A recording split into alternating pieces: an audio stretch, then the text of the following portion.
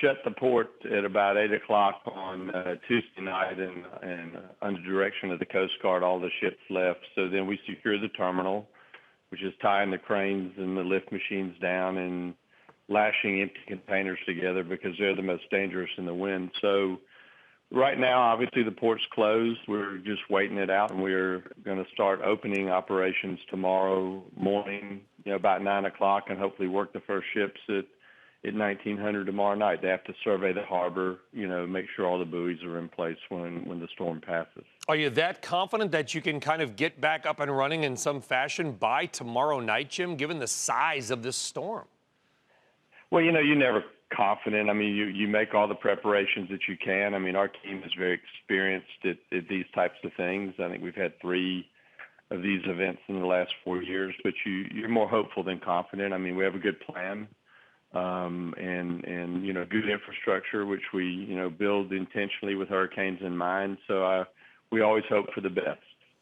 Yeah, and we've obviously done our show from your port, and, you look at the scenes of Dorian in the Bahamas, Jim, and that storm was moving some heavy gear around. I mean, you see tractor-trailer trucks that have been blown away, boats now that are sort of inland.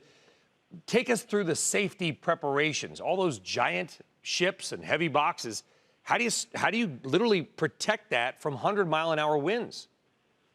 Well, the first safety measure, obviously, is that the Coast Guard orders ships out of the harbor, and they've got a logical progression by which they do that. And that worked extremely well in this case because the storm was slow-moving and the path seemed pretty predictable. So that was all done in a very orderly way.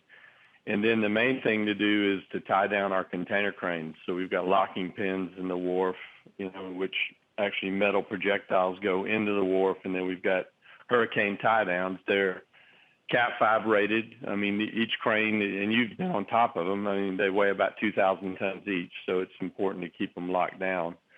And we have a procedure for doing that. Loaded containers are typically the least of the worry because they're heavy, and so we try to level those stacks and tie every rubber tire gantry crane with a container. And the empty containers, we lash them all together in a big block with nylon straps. And in our technology, we cover it. Hopefully it doesn't get wet.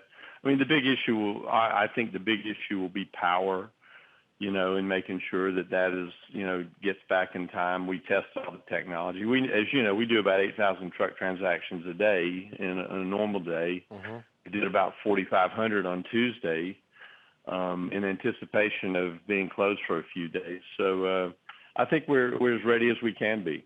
And I'm guessing, because I've seen your control rooms there, Jim, that you guys have access to probably a lot of really good weather data that maybe the general public does not have. What are you guys hearing about the storm? Well, I think it's, this path has been pretty predictable. It's strengthened a little bit, which was obviously a concern. It's going to, I think the next 10 or 12 hours here are going to be the most difficult. Flooding seems to be the major issue, but I can tell you it's windy here. I mean, we live in a building, and it certainly is plenty windy. But again, our team is used to doing this. I mean, they do it, very professionally, and I think that we just hope for the best, hope for it to pass, and that we can get back in operation, and that everybody stays safe. Obviously, the safety of our staff and people in the community is the first order of business.